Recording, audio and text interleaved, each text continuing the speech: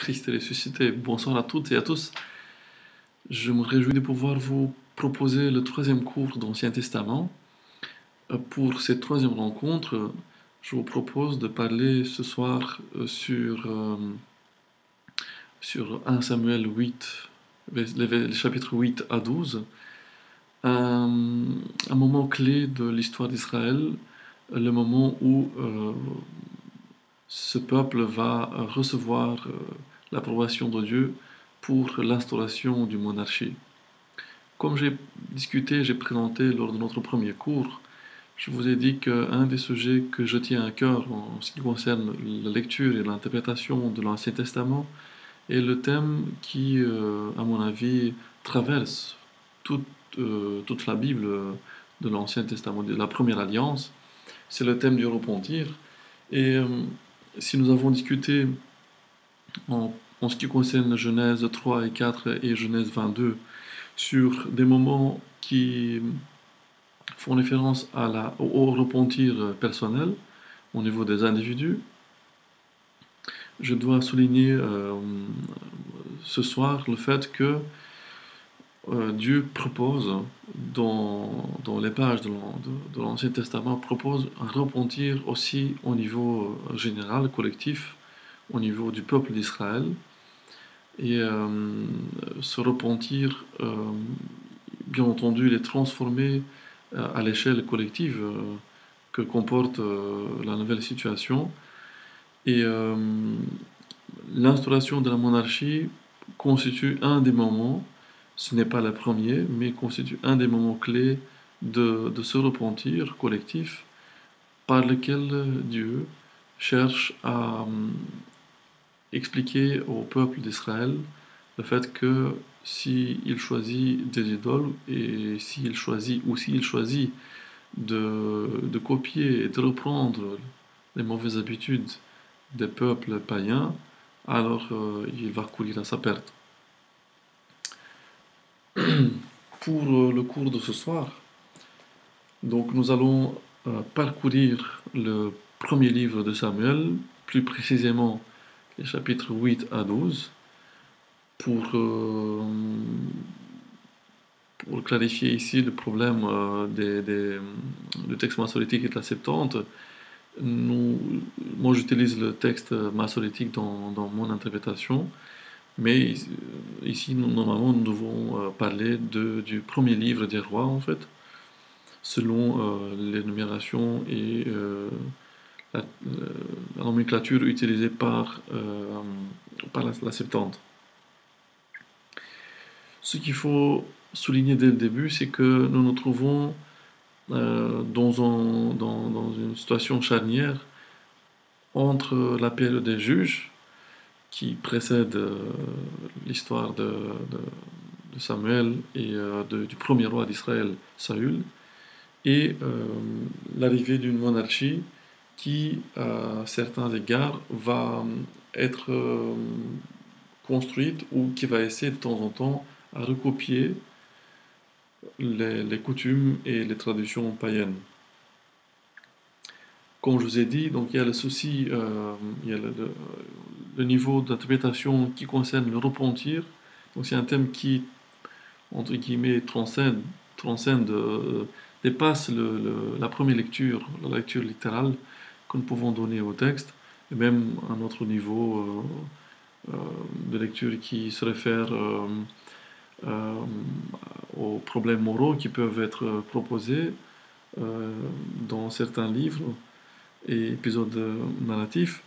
Et donc le repentir, le thème de repentir respire dans ces chapitres et dans la thématique de l'instauration de la monarchie. Mais on va essayer de voir de près que se passe-t-il au niveau des personnages, que se passe-t-il au niveau de la tension qui s'est créée par la demande qui a été faite, celle de l'instauration de la monarchie. Bien entendu, j'utilise la méthode narrative et je vais faire aussi attention aux aspects rhétoriques ou aux interconnexions, aux connexions intertextuelles. Avant d'aborder le sujet en soi, je dois, je pense que je dois proposer une brève introduction pour ce qui est du contexte dans lequel apparaît cette demande. Il faut rappeler le fait que depuis l'installation dans la terre promise jusqu'au prophète Samuel, le peuple d'Israël vit dans un état qui d'où manque toute forme de centralisation. Euh, on est pendant la période des juges, euh, période pendant laquelle Dieu sauve à l'aide de plusieurs personnages charismatiques, des héros en fait inhabituels, euh, et à l'aide de personnages dont l'origine est assez euh, inconnue, enfin difficile à savoir. Et en même le peuple d'Israël va connaître une période de difficultés externes et internes. Il va connaître de nombreuses violences de la part des peuples païens, euh, des meurtres, des viols, des trahisons, tout ça dans le contexte de l'alliance entre Dieu et son peuple. En lisant une première lecture de ce livre, le livre des juges, laisse l'impression qu'il y a euh, un enchaînement d'assassinats, euh, comme l'assassinat d'Éhoud, le meurtre de Yaël ou le sacrifice de Jephthé, viol collectif du chapitre 19, une guerre fratricide vers la fin de ce livre. Si on regarde avec attention, on se rend compte que toutes, toutes ces violences qui existent sont en fait le résultat du péché, du mal que les fils d'Israël réalisent devant Dieu. Et ce péché ou ce mal consiste dans l'idolâtrie, parce que les Israélites vont essayer de copier, de reprendre et d'assimiler les dieux païens, les dieux de leurs voisins, les coutumes, les habitudes, et ils vont même se adonner à des mariages mixtes. Dans ces conditions, le Seigneur punit ce peuple euh, par le fait qu'il suspend la protection qu'il proposait euh, quand le peuple se faisait attaquer par les Cananéens, les Moabites, les Amalécites, etc. C'est la souffrance qui constitue le point de départ de leur repentir, en sens qu'ils vont se retourner à Dieu. Et c'est à ce moment-là que le Seigneur propose un, un sauveur, un Messie, si vous voulez, un Yeshua, qui va résoudre cette situation de tension. D'un point de vue littéraire, la partie centrale du livre des juges comporte, entre les chapitres 3, verset 7, au chapitre 16, verset 31, contient d'une manière très condensée les actes ou les actions de ces personnages extraordinaires. Et on peut proposer une structure euh, systématique en 6 points euh, qui est proposée dans le chapitre 2, les versets 10 à 19. Il y a des chercheurs qui ont proposé ou qui ont souligné qu'il n'y a que 4 points, d'autres 5, d'autres 6. Moi, je propose les 6 points. Le premier point, c'est la mort du juge antérieur. Le deuxième point, c'est le mal qui a été fait devant Dieu. Le troisième point, c'est la colère de Dieu. Ensuite, il s'agit du cri que les Israélites adressent à Dieu. Cinquièmement, on envoie le Sauveur. Et enfin, à la fin du récit, on propose la paix, l'état de non-violence, si vous voulez, qui existe grâce à l'action du Sauveur. Plus ou moins, ce schéma se répète. Bien entendu, quand il y a des changements, ça signifie qu'il y a quelque chose d'important. Et on a six sauveurs, Othniel, Ehud, Barak, Gédéon, Jephthé et Samson. Et aussi, on a encore 6 petits juges, mais qui ne sont pas aussi importants parce que leur récit, en fait, c'est plutôt une sorte de notice narrative. La fin du livre des juges, les chapitres 17 à 21, nous relate la désintégration morale interne de ce peuple suite à l'idolâtrie. Et l'idolâtrie, elle est aussi accompagnée par une sorte de dépravation morale qui fait en sorte que l'unité du peuple est vraiment mise en danger. Pour comprendre, c'est que la tribu de Benjamin est sur le point de se faire exterminer, euh, quoique le point de départ était tout à fait positif. Les fils israélites voulaient punir un- le comportement inadéquat et la défense que cette tribu a prise à ce comportement inadéquat de plusieurs violeurs, de la concubine d'un lévite, mais en même temps, les autres tribus vont aller trop loin et la guerre fratricide va faire des victimes des deux côtés, des deux camps, mais euh, les plus grandes défaites militaires vont être supportées par ces tribus. Dans ce contexte de violence et d'éloignement de Dieu, le lecteur apprend dans le premier chapitre du livre de 1 Samuel qu'il y a un prêtre qui sert Dieu, il s'appelle Élie, et il a 2 fils, Ophni et Phinès, qui l'accompagnent et qui le soutiennent dans son travail. On dit sur Élie qu'il fait partie des juges, mais apparemment, jusqu'à ce point-là, il n'y a euh, aucun récit de sauvetage de sa part. On rencontre quand même un temps de ce schéma, du schéma de juge 2, lorsqu'on nous dit que Élie a été juge sur Israël pendant 40 ans. La Septante nous dit qu'il a été juge pendant seulement 20 ans. Oui, quand même, ce personnage très important, si on se réfère au livre des juges, ce n'est pas quand même n'importe qui, il y a une sorte de pouvoir qui est exercé par ce personnage sur tout l'Israël. Euh, mais pas plus que ça. Donc, ici, ce personnage, il est présenté plutôt comme un prêtre. C'est la première fois qu'on nous dit qu'un juge en Israël, il exerce aussi l'activité sacerdotale. Son activité a lieu à Silo, l'endroit où se trouvait à ce moment-là la, le- la tente de l'Alliance. Euh, et dans cette qualité, il va exercer le travail sacerdotal jusqu'au moment où il va mourir. Euh, et la mort, elle va suivre la nouvelle, l'annonce qu'on va lui faire par rapport à ses fils. Donc, ce Élie, il est juge et prêtre en Israël, ce qui est tout à fait nouveau.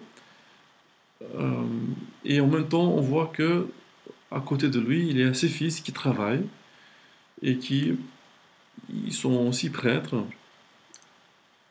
Euh, mais en même temps, le lecteur, il sait qu'en tant que juge, Élie peut, à un moment donné, où il peut avoir cette tâche de sauver le peuple.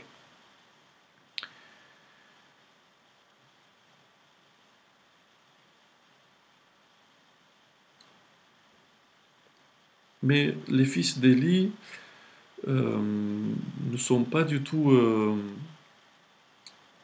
ne vont pas suivre, disons, le- les conditions demandées pour leur poste, parce que ils vont obliger les femmes qui se présentaient devant la tente de, de pêcher avec eux.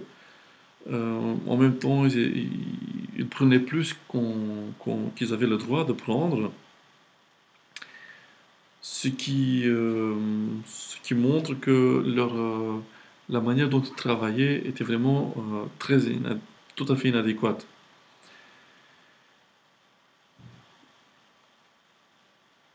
Euh, pendant ce temps-là, à un moment donné, on nous dit dans le deuxième chapitre de Samuel, de 1 Samuel, que les anciens du peuple demandent à Ophni et Phinehas de transporter euh, sur le champ de bataille le, le-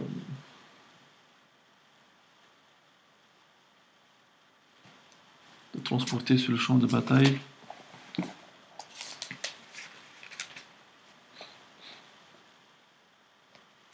et tout de suite l'arche de l'alliance parce que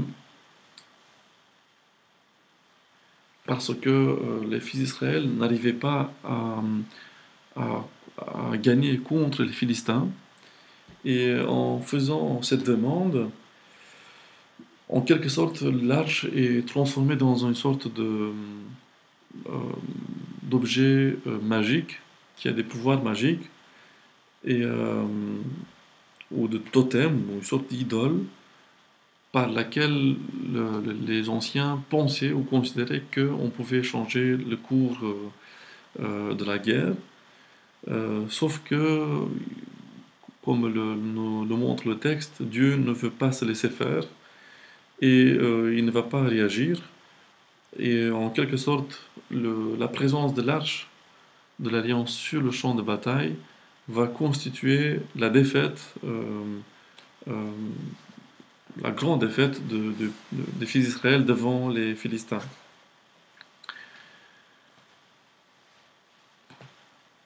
En fin de compte, Dieu va montrer qu'il n'est pas soumis à la volonté de ces gens-là qui, en quelque sorte, ont trahi le rôle et la visée de cette arche, et elle va retourner elle-même euh, au Seigneur, euh, mais plus tard, parce que Dieu va faire en sorte que l'arche va retourner sans qu'aucun Israélite puisse intervenir et aider.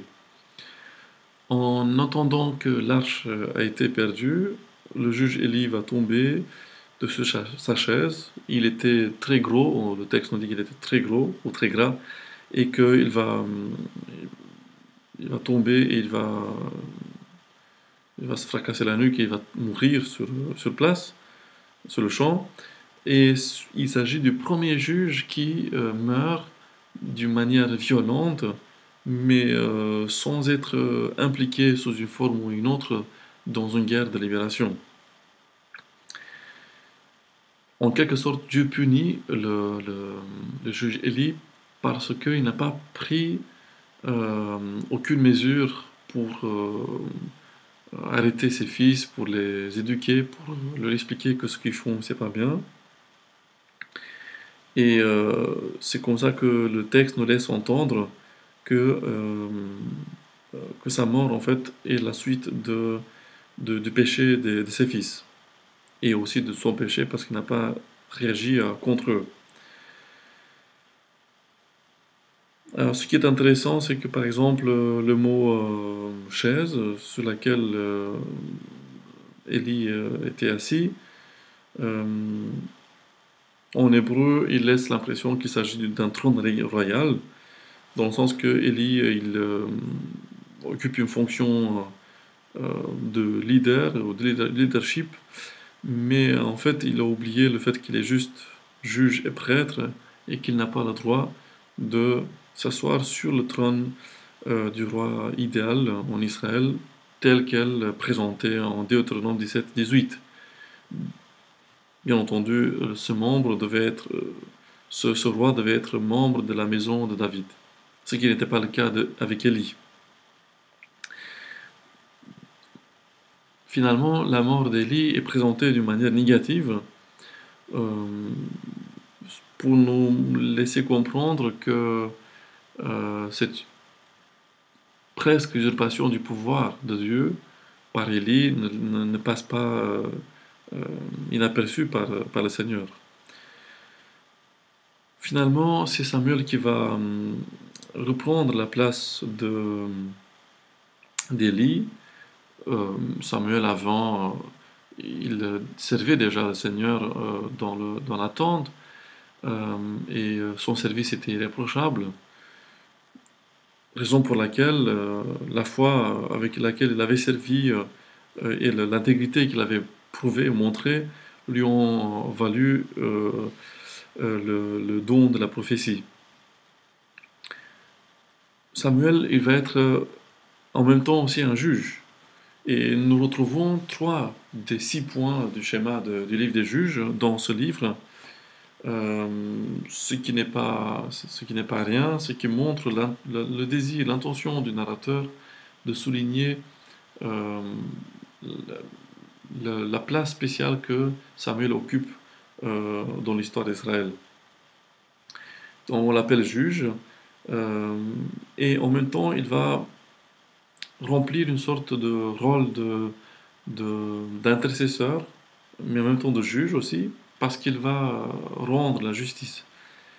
En même temps, il est aussi un sacrificateur, une sorte de chef religieux, mais aussi un chef national ou militaire. Ce qu'on peut dire sur Samuel, c'est que c'est quelqu'un qui a vraiment une influence très importante au sein du peuple, plus que les autres juges auparavant avaient pu avoir. Par exemple, le livre du prophète Jérémie, chapitre 15, verset 1, dans un oracle, le Seigneur même, lui-même, il met à côté de Samuel, il met Samuel à côté de Moïse. Le psaume 99, verset 6, il montre que tant Samuel que Moïse, ils ont rempli au sein du peuple d'Israël le rôle d'intercesseur.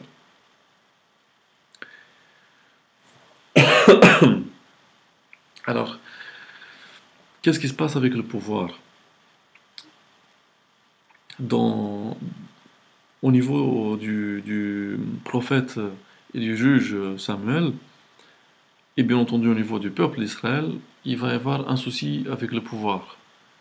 Il paraît que tant le peuple que Samuel souhaiterait ou souhaite garder le pouvoir, et ce problème commence au chapitre 8, enfin le narrateur nous rapporte au chapitre 8, le premier verset, que le peuple euh, commence à s'inquiéter et il va poser à Samuel une question, il va demander à ce que le Seigneur leur propose un roi.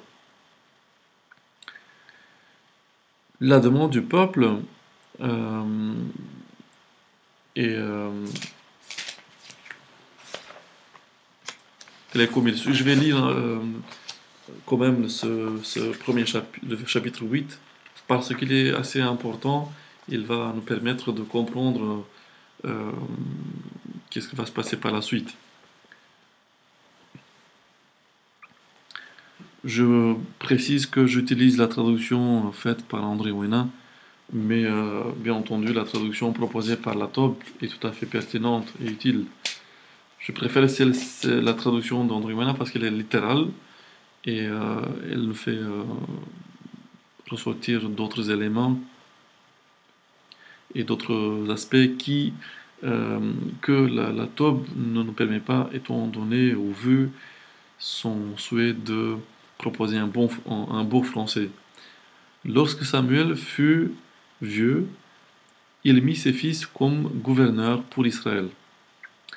Et le nom de son fils aîné, Yoël, et le nom de son second, Abia, ils étaient gouverneurs à Bersabée. Mais ses fils n'allèrent pas dans ses chemins, et ils dévièrent en poursuivant le gain, Ils prirent des pots de vin et firent dévier le droit. Et tous les anciens d'Israël se rassemblèrent et vinrent chez Samuel à Harama. Et ils lui dirent, voici que toi, tu deviens vieux, et tes fils, ils ne marchent pas dans tes chemins. Maintenant, établis pour nous un roi, pour nous gouverner comme toutes les nations. Et la parole fut mauvaise aux yeux de Samuel, parce qu'ils avaient dit, donne pour nous un roi pour nous gouverner. Et Samuel pria Adonai, et Adonai dit à Samuel, écoute bien la voix du peuple, en tout ce qu'il te disait, car ce n'est pas toi qu'ils ont rejeté, mais c'est moi qu'ils ont rejeté pour ne pas régner sur eux, selon toutes les actions qu'ils ont faites du jour où je les fis monter d'Égypte jusqu'à ce jour. Ils m'ont abandonné et ont servi d'autres dieux. Ainsi font-ils également pour toi. Mais maintenant, écoute leur voix. Seulement tu dois les avertir et leur exposer la manière du roi qui régnera sur eux. Et Samuel dit toutes les paroles d'Adonai au peuple qui demandait de lui un roi. Et il dit, telle sera la manière du roi qui régnera sur vous. Vos fils, il les prendra, et les mettra pour lui dans ses chars et dans ses cavaliers, et ils courront devant son char. Et ce sera pour les mettre, pour lui, chef de 1000 et chef de 50, et pour labourer son labour, et pour moissonner sa moisson, et pour faire ses engins de guerre et ses engins de char. Et vos filles, il les prendra pour parfumeuses, pour cuisinières, et pour boulangères, et vos champs et vos vignes, et vos oliviers, les bons, il les prendra, et les donnera à ses serviteurs, et vos semences et vos vignes, il en prélèvera la dîme, et la donnera à ses fonctionnaires et à ses serviteurs. Et vos serviteurs et vos servantes, et vos jeunes de choix, les bons et vos ânes, il les prendra, et les fera travailler à sa propriété. Votre petit bétail, il en prélèvera la dîme, et vous deviendrez pour lui des esclaves. Et vous crierez en ce jour-là de devant votre Dieu, votre roi, que vous aurez choisi pour vous. Mais Adonai ne vous répondra pas en ce jour-là. Et le peuple refusa d'écouter la voix de Samuel. Et ils dirent, non, c'est bien un roi qui sera sur nous. Et nous serons nous aussi comme toutes les nations. Et notre roi nous gouvernera, et il sortira devant nous et combattra nos combats. Et Samuel écouta toutes les paroles du peuple, et il les répéta aux oreilles d'Adonai. Et Adonai dit à Samuel, écoute leur voix, et fais régner pour eux un roi. Et Samuel dit aux hommes d'Israël, allez-vous-en chacun à sa ville. Donc on voit ici que la demande des anciens du peuple d'Israël fâche en quelque sorte, ou surprend d'une façon négative Samuel, qui va comprendre cette demande comme une sorte d'écartement personnel, euh, et cela, quand même, ils ont raison, euh, parce que ses fils, nous dit le narrateur, ses fils, Yoël et Abia, qui étaient gouverneurs à Bersabée, ils dévièrent en poursuivant le gain. Et ils priaient des pots de vin et ils avaient fait dévier le droit. On ne peut pas dire la même chose sur Samuel. Pendant son activité, il y a toujours de la paix. Euh, les Philistins ont été vaincus une fois, et depuis lors, ils ne sont plus retournés en Israël. Et il avait un état de paix, de silence, comme on dit le texte, pendant cette période-là.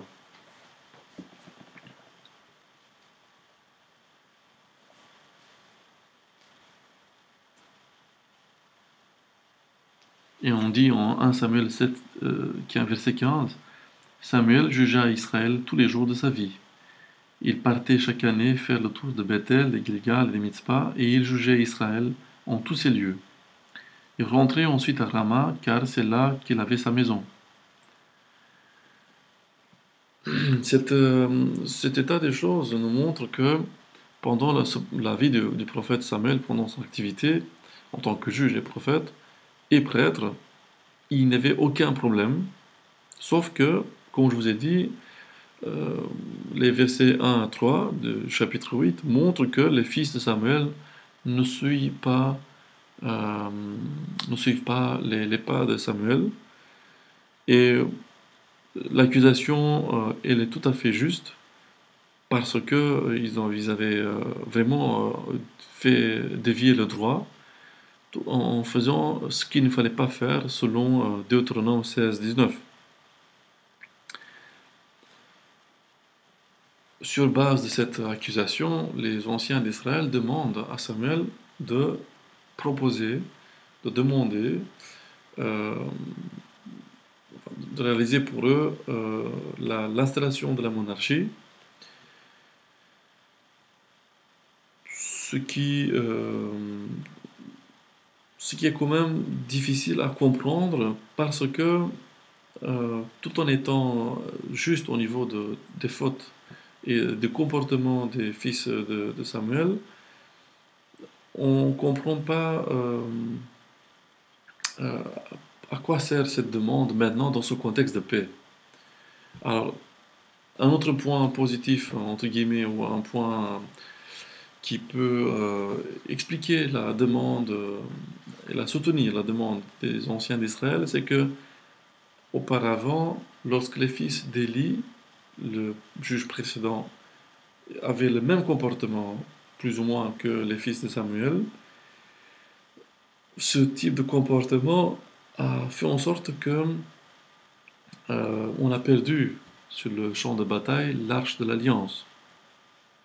Donc, en tant que lecteur, on peut se dire si un tel comportement a facilité la perte de l'arche, alors il se peut, et en ce sens-là, peut-être les anciens, et quand on dit ancien, on dit quelqu'un qui a une expérience, qui a vécu, qui a vu plein de choses, donc ils peuvent se dire, et ils ont peut-être raison, de dire, voilà, mais ce type de comportement peut nous amener des soucis et des problèmes.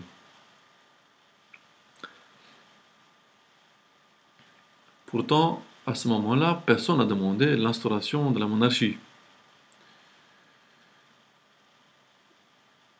Et Élie va mourir, on va même perdre 30 000 Israélites. Euh, donc, cela fait que, encore une fois, même si elle est tout à fait légitime, la demande des anciens d'Israël, il y a quelque chose qui ne va pas, il y a un élément qui ne permet pas quand même de soutenir leur demande.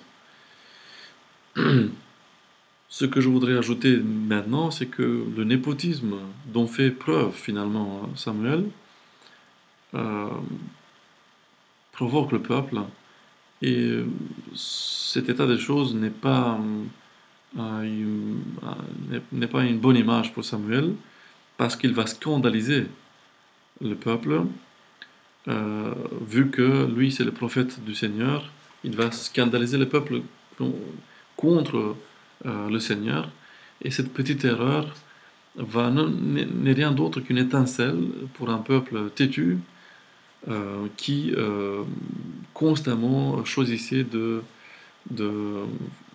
prier ou d'accepter euh, les idoles.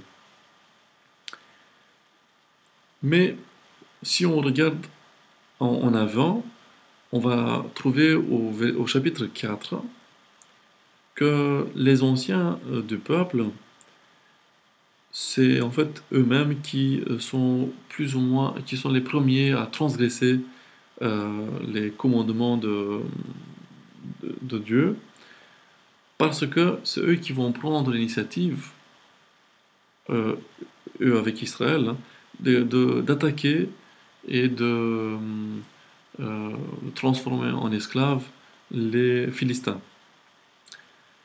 Alors, à ma connaissance, c'est la première fois où les fils d'Israël vont prendre euh, cette, euh, cette décision d'attaquer quelqu'un, notre peuple, et cela dans un but de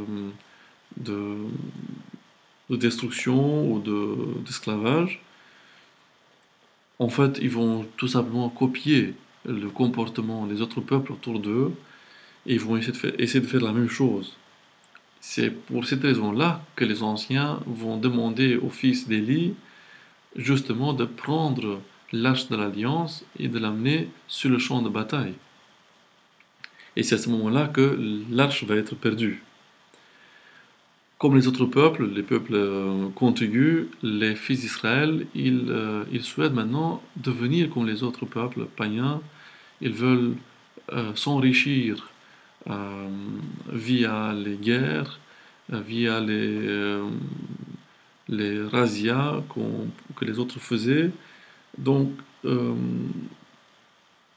en ayant ça en tête, on se rend compte que la demande des anciens d'Israël au chapitre 8 n'est pas tout à fait innocente et il trahit cette demande, cette quête des anciens de s'enrichir en, en humiliant ou en tuant ou en volant ce que les autres avaient travaillé. C'est le comportement en fait des guerriers et des païens autour d'eux. Sauf que l'image de la monarchie que les anciens d'Israël avaient, donc avoir à la tête du pays un roi despotique qui mène les guerres et qui permet à tout le monde de voler, de s'enrichir à travers les guerres, le Seigneur va, en quelque sorte, il va accepter cette demande et il va la transformer, mais il va la transformer depuis, euh, il va la transformer selon sa préférence, tout en essayant de garder le peuple sous le parapluie de l'Alliance, qui risquait maintenant d'être perdu parce que une fois un nouveau roi installé, il n'y a il y a un court-circuit entre Dieu et le peuple. Euh, selon les livres de l'Ancien Testament, il n'y a pas la possibilité d'avoir un pouvoir intermédiaire entre Dieu et le peuple, ce qui fait que le roi en soi, il fait partie du peuple et il fait partie aussi de l'alliance. Il n'y a pas de, si vous voulez, séparation des pouvoirs. Il n'y a pas moyen. On va voir ça euh, lors de notre quatrième et dernier cours, quand je vais vous parler sur le projet de peuple que Dieu demande en Exode 19 jusqu'à 14.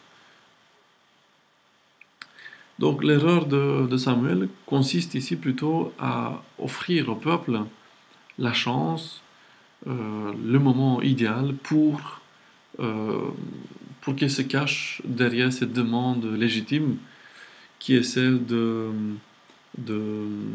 d'éviter à ce que les fils de Samuel produisent un désastre similaire à celui produit par les fils d'Élie. Cependant, Samuel, il était juge en Israël, euh, et bien entendu, Samuel il travaille pour Israël depuis sa jeune enfance. Et c'est lui qui intervient en faveur d'Israël par la parole. Samuel ne va pas aller au combat comme les autres sauveurs-juges, mais il va juste donner le conseil aux fils d'Israël et pour ce que, afin que la victoire soit donnée, il demande au peuple de chasser ou de jeter ou détruire les idoles qui existaient à ce moment-là dans le pays. Et c'est à ce moment-là que euh, le Seigneur intervient et il sauve le peuple en battant les Philistins. En quelque sorte, Samuel occupe les deux sphères, tant politique que civile, euh, ce qui n'est pas, ce qui n'est pas souhaitable parce que le schéma, enfin, plus ou moins, c'est un schéma qui peut varier, j'ai déjà dit, Parce qu'en juge 2, le rôle du sauveur-juge, ou le rôle du juge en Israël, n'est pas en soi un rôle politique.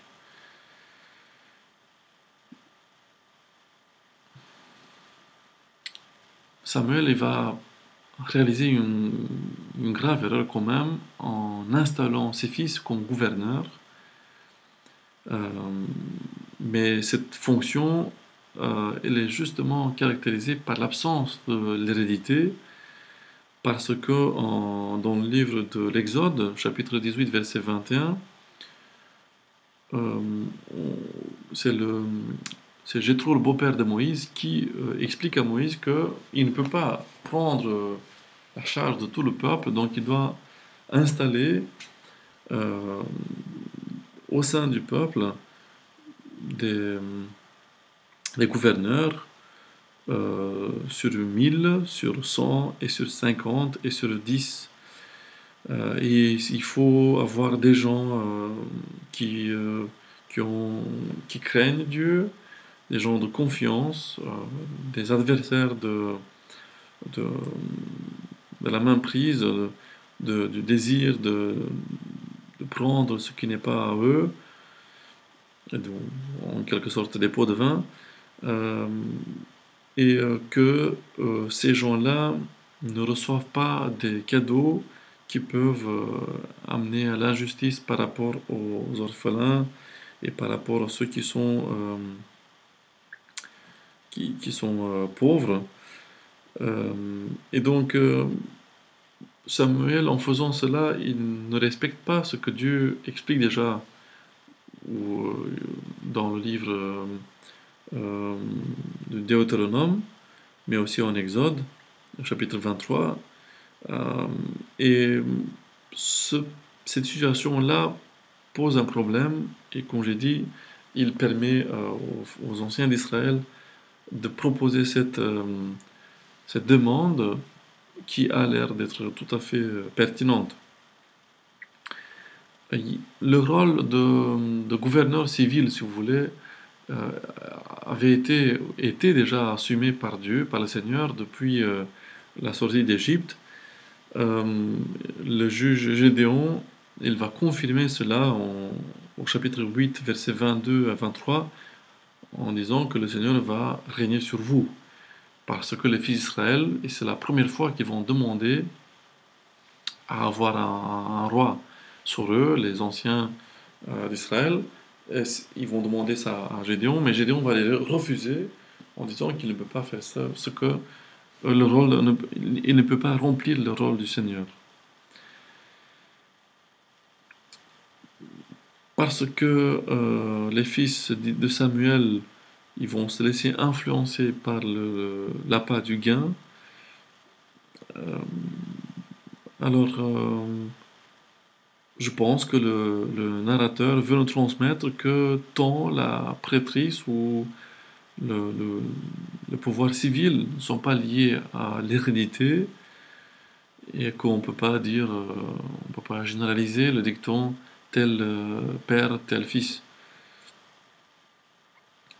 Ainsi, Dieu nous avertit que le principe de l'hérédité n'est pas compatible avec le principe du mérite, raison pour laquelle je pense qu'il condamne ici le népotisme.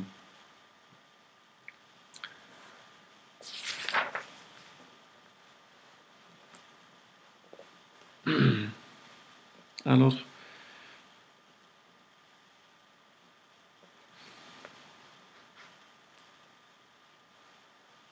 la révolte, donc je vous ai dit, des fils d'Israël, entre guillemets, est justifiable partiellement parce que il y a le comportement des fils d'Israël et des fils d'Élie,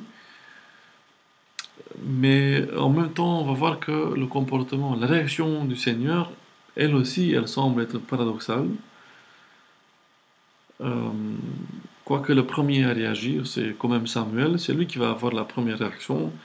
Euh, le lecteur nous informe son point de vue en disant que et cela fut mal aux yeux de Samuel. En disant cela, quand même, le narrateur nous avertit les choses vont tourner mal, le Seigneur, quand même, lui, dès qu'il entend, il explique à Samuel en disant, mais il ne faut pas t'en faire, il ne s'agit pas de ta personne, mais c'est de moi. Ce n'est pas la première fois qu'ils ont fait ça. Euh, et il laisse même comprendre que ce n'est pas la dernière fois non plus. Mais Dieu lui explique que c'est un problème au niveau de l'alliance que lui il avait fait avec Abraham, Isaac et Jacob, et que c'est dans une moindre mesure avec Samuel en tant que personne. Et en quelque sorte, Dieu lui explique, mais il ne faut pas t'en faire, car moi, j'ai dû supporter pendant des années, des siècles, comme, pas des siècles, des dizaines d'années. Euh, enfin, si on fait la chronologie, on pourrait dire quand même qu'il y a quand même il y a plus de presque 300 ans, euh, entre la sortie d'Égypte et l'instauration de la monarchie. Donc, il, il faut laisser la situation telle qu'elle. Et en cela, Samuel a quand même aussi le privilège d'entendre ce que ressent Dieu. Euh, mais Samuel semble se focaliser sur un seul élément, celui de la monarchie. C'est comme s'il n'entend pas ce que Dieu lui dit. Euh,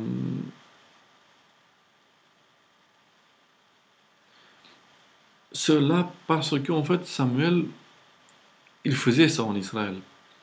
Les fils, les anciens d'Israël, ils disent, donne-nous un roi qui nous juge, qui nous gouverne. Mais en 1 Samuel 17, 17, Samuel est celui qui juge ou qui gouverne en Israël. Cela signifie que Samuel quand même prend trop à cœur ce qui se passe et qu'en quelque sorte il ne veut pas non plus lâcher le pouvoir. Euh, et il oublie le fait qu'il a deux fils quand même qui agissent de manière inadéquate. Le lecteur avisé, le lecteur qui a déjà un regard sur les d'autres livres bibliques, il, euh, il pense tout de suite à la loi du roi qui avait déjà été énoncée en Deutéronome 17, les versets 14 à 20, où le Seigneur quand même annonce d'une manière proleptique le péché des fils d'Israël. Mais justement, cette loi, elle va résoudre ce problème parce que le futur roi d'Israël va être vraiment encadré dans la structure de l'alliance. Euh, Par exemple, le roi prévu dans le livre du Deutéronome, il doit éviter la possession de chevaux euh, afin qu'il ne retourne pas en Égypte.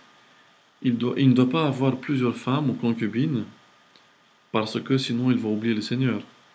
Et il doit éviter le désir de s'enrichir pour ne pas devenir orgueilleux et qu'il méprise ses frères. Le chef que le Seigneur souhaite pour Israël doit porter sur lui la loi, il doit la lire chaque jour, il doit l'apprendre et il doit aussi l'accomplir. S'il obéit à ses demandes, à ses ordonnances, Dieu va permettre à lui et à sa famille de régner et de rester sur le trône, à lui et à sa famille. Avec ça en tête, le lecteur avisé, il entend maintenant ce que dit Samuel. Donc, je reprends ce que dit Dieu. Il dit, son premier discours, il est assez intéressant, assez long. Il dit, écoute bien la voix du peuple, en tout ce qu'il te disait. Car ce n'est pas toi qu'ils ont rejeté, mais c'est moi qu'ils ont rejeté pour ne pas régner sur eux, selon toutes les actions qu'ils ont faites du jour où je les fis monter d'Égypte jusqu'à ce jour. Ils m'ont abandonné et ont servi d'autres dieux. Ainsi font-ils également pour toi. Mais maintenant, écoute leur voix. C'est la deuxième fois que Dieu répète le mot écoute leur voix. Seulement, tu dois les avertir et leur exposer la manière du roi qui régnera sur eux, la manière de gouverner en fait. Et Samuel dit toutes les paroles d'Adonai au peuple qui demandait de lui un roi. Et il dit, sauf que pour nous les lecteurs, on se rend compte que Samuel commence par la dernière partie du discours divin. Et on a beau attendre pour voir s'il reprend aussi la première partie, c'est-à-dire qu'il va instaurer quand même le roi, mais en fait il s'arrête là. Il reprend uniquement ce que dit Dieu, de leur expliquer la manière de gouverner du roi. Mais est-ce que Dieu pense à ce que dit Samuel, ou est-ce que Dieu pense à ce qu'il avait déjà dit en Deutéronome? Il me semble qu'il s'agit plutôt de la loi du roi, mais qui a été stipulée en Deutéronome. Sauf que Samuel prend un autre choix, et il propose, il présente d'une manière très négative ce droit royal en disant que il y a tout ce qui est bon, les meilleures choses que le peuple détient vont être pris, et le verbe prendre est utilisé 4 fois dans la réponse de Samuel au peuple, en disant que les 4 fois il dit il va prendre, et il dit 12 fois, il utilise le suffixe, le suffixe de la deuxième personne masculin, pluriel, en insistant qu'il va prendre à vous tout ce que vous avez, les vignes, les filles, les animaux. Donc tout ce qui est le plus cher aux yeux du peuple va être pris par le roi. Et ça va être le droit du roi. Et on peut identifier ici une sorte de crescendo, parce que on a les moyens de production, on va commencer avec ça. Les esclaves, les hommes libres et tout le peuple, en fait, tous finalement, vont devenir les esclaves du roi.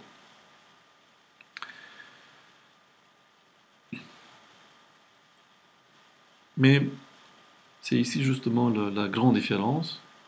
Je pense qu'ici Samuel veut insister, il veut faire réfléchir le peuple au fait que en Égypte, le peuple était esclave. Et s'il continue ce chemin, il va finir par esclave, dans l'esclavage, de nouveau. Mais ça va être un autre esclavage.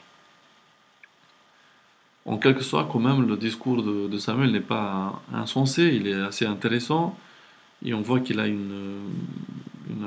un but précis, et qui n'est pas mal en soi, l'esclavage. Mais il paraît que les anciens, l'Israël fait sourde oreille, et ça ne passe pas du tout, hein.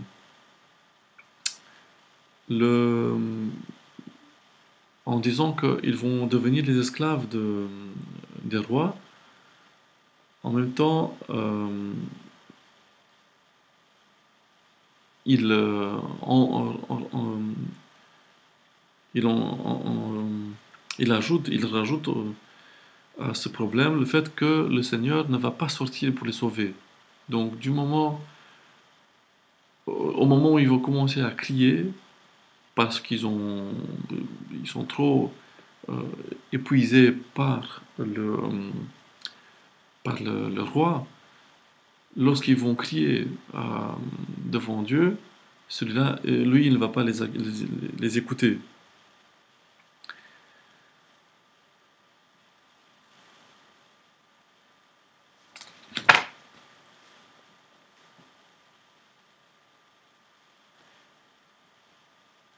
Alors, quand même, on se pose la question, pour quelle raison il ne transmet pas ce que Dieu lui demande? Parce que ce que Dieu a dit, on a juste la dernière partie, c'est même pas la moitié.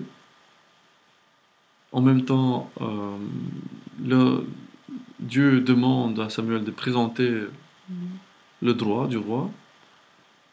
Et on voit ici que le plan de Dieu n'est pas du tout bête parce qu'en présentant le droit du roi, Dieu veut récupérer tout de suite le nouveau roi parce qu'il va le soumettre à l'alliance via ce qu'il avait déjà présenté dans le livre de Deutéronome.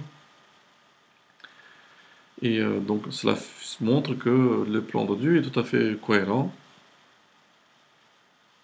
et il va faire en sorte que ce moment de transition passe au plus vite et qu'il passe bien. En quelque sorte, Dieu présuppose que le peuple va écouter le droit divin que lui il propose et que les choses vont rentrer dans une sorte de normalité parce que en fait finalement le roi ne va pas être quelqu'un de comme les païens, un dictateur, un despote, mais il va être un soumis à la loi, quelqu'un qui va obéir à la loi et donc qui va respecter la justice et le droit. Cela en contraste avec les fils de Samuel, quand même. En même temps, le Seigneur, il ne dramatise pas du tout le problème. C'est plutôt Samuel qui fait ça, qui n'a pas du tout l'envie de résoudre le problème, et il veut rester là au sein du peuple. Mais c'est pour cette raison-là que Dieu lui dit deux fois, mais écoute la voix du peuple. En quelque sorte, Dieu va se retirer euh, et il va faire preuve ici de, de volonté de continuer dans le chemin de l'alliance, même si il va se retirer du rôle assez important qu'il occupait au sein du peuple jusqu'à à ce moment-là. Mais Samuel fait quand même obstruction, c'est une sorte il fait un paravent, euh, ce qui complique, disons, la tâche du Seigneur qui souhaiterait maintenant résoudre le problème au plus vite. La grande question, est-ce que Samuel fait ça de manière consciente ou pas? Euh, il me semble que plutôt le prophète, il est bloqué sur le fait que le peuple lui demandait un roi et que il s'est senti offensé dans ce que lui il avait vécu jusqu'à ce moment-là. C'est vrai que son parcours était carrément irréprochable, euh, mais l'entêtement de Samuel provoque l'entêtement du peuple. Et cela risque de, de produire une rupture, vraiment une rupture totale entre le Seigneur et le peuple. Raison pour laquelle Dieu va intervenir à un moment donné. Il va outrepasser son prophète et il va prendre lui-même les reins de la situation parce que maintenant le peuple vraiment insiste et dit. Et ce qu'il n'avait pas dit en premier lieu, au verset 19, non, c'est bien un roi qui sera sur nous. Et nous serons, nous aussi, comme toutes les nations, et notre roi nous gouvernera, et il sortira devant nous et combattra nos combats. Le peuple ne veut pas bouger, il est vraiment figé, mais le seul point positif de l'entêtement de Samuel, c'est qu'il permet à ce que des masques tombent. Et le masque du peuple tombe aussi maintenant, parce qu'on voit vraiment qu'est-ce que veut ce peuple. Et le peuple veut en fait un roi qui mène des combats. C'est un roi qui, à l'image des rois païens, des rois étrangers, apporte la souffrance, la violence, et qu'il rend les gens esclaves. Donc c'est exactement l'image du pharaon, c'est l'image euh, du monde que Dieu a souhaité laisser de côté laisser derrière et proposer au peuple d'Israël euh, une nouvelle vie. Et tant mieux, finalement, parce que maintenant, euh, le peuple a montré exactement son visage. Samuel aussi, il a montré sa faiblesse. Euh, mais dès que Samuel entend qu'il s'agit euh, de mener les combats, nos combats, il va vite dire aux oreilles d'Adonai. Cette proximité avec les oreilles d'Adonai montre l'urgence de la situation. En quelque sorte, Samuel s'est dit, enfin, je comprends la gravité de la situation. Finalement, ce n'est pas moi qu'il souhaite écarter, mais carrément le Seigneur. Et donc, Samuel se rend compte maintenant que c'est l'alliance qui a été, euh, qui est maintenant en danger. Et c'est le premier moment où Samuel se rend compte que il y a plus que ce que lui il croyait comme étant le, le problème du conflit, le noyau du conflit.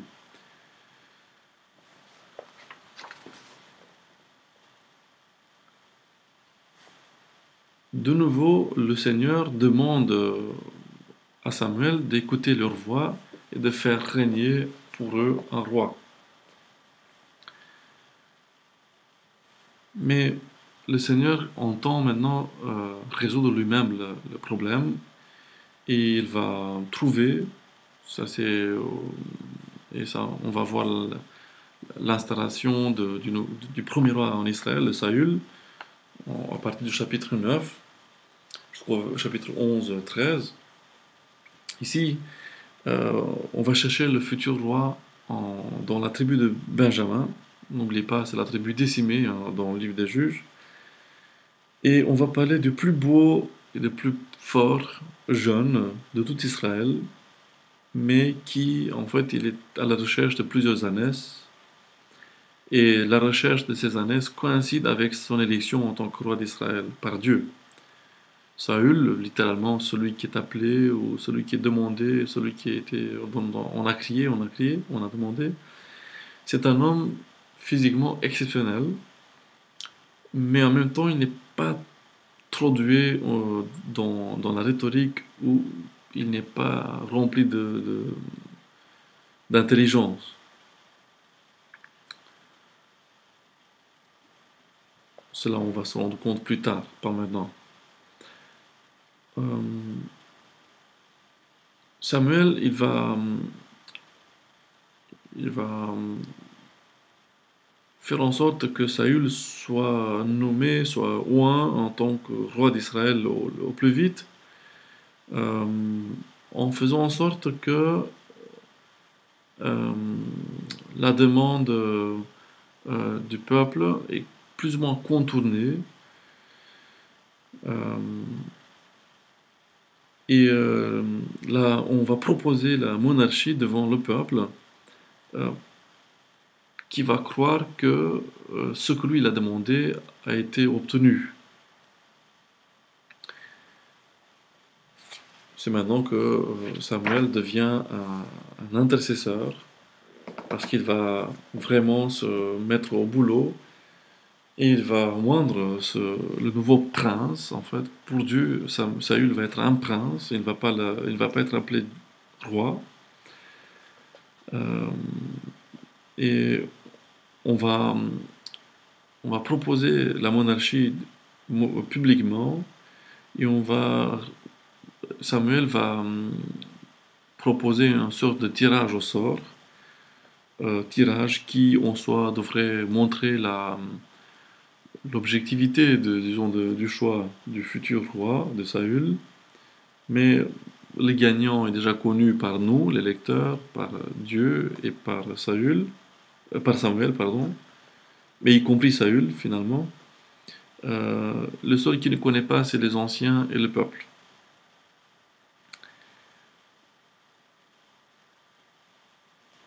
Alors, d'une manière sarcastique, après le tirage au sort, on ne trouve pas le roi. Oh, le pauvre, il est perdu. Euh, on va le trouver derrière les bagages. Et une fois trouvé, on s'imagine s'était accroupi ou caché comme un enfant. Une fois trouvé, il se lève et on le voit comme quelqu'un de très grand et il va laisser une très forte impression sur le peuple qui va l'acclamer sur place comme roi sur Israël. Sauf que le peuple et les anciens ignorent totalement le fait que c'est le Seigneur et Samuel qui sont aux manettes. Et le peuple pense qu'il a obtenu ce qu'il a souhaité. Donc le désir du peuple, c'était d'avoir un roi comme les autres nations, donc grand, puissant, beau. Mais Samuel et le Seigneur et le lecteur savent très bien que ses capacités sont totalement inefficientes. Euh, du coup, le lecteur ne peut que se demander mais qu'est-ce qui va se passer par la suite? Donc son intérêt est vraiment bien, bien fourni. À l'occasion, Samuel proclame le droit du roi, mais ce droit, maintenant c'est le droit de l'alliance, parce que le roi et la nouvelle monarchie est inscrite dans l'alliance du Seigneur.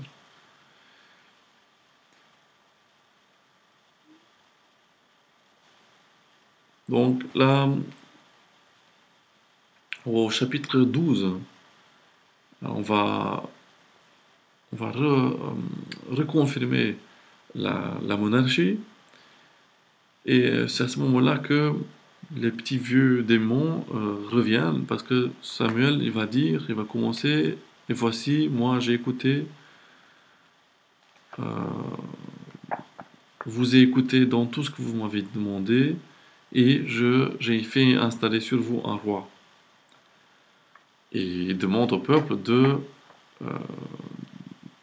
de pardonner ou de faire d'écarter euh, toute inconsistance au niveau de son travail, au cas où il y en avait.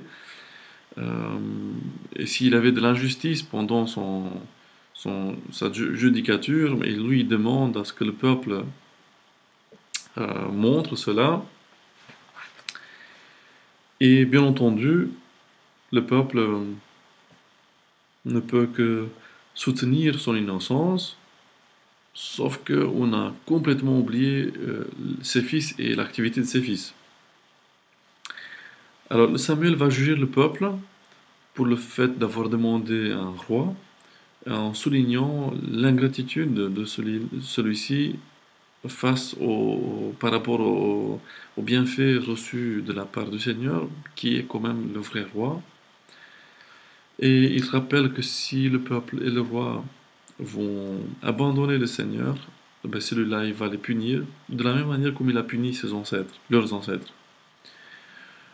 Pour soutenir, pour donner du poids à ces paroles, Samuel demande au Seigneur de réaliser une sorte de miracle ou de chose extraordinaire, mais météorologique.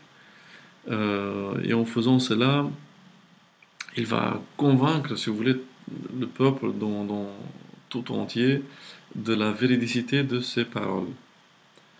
Euh, ce, ce miracle en soi, en quelque sorte, il va permettre à Samuel de garder une position de force au sein du peuple et, et dorénavant, il va avoir plutôt la tâche d'intercesseur euh, devant le Seigneur pour le peuple.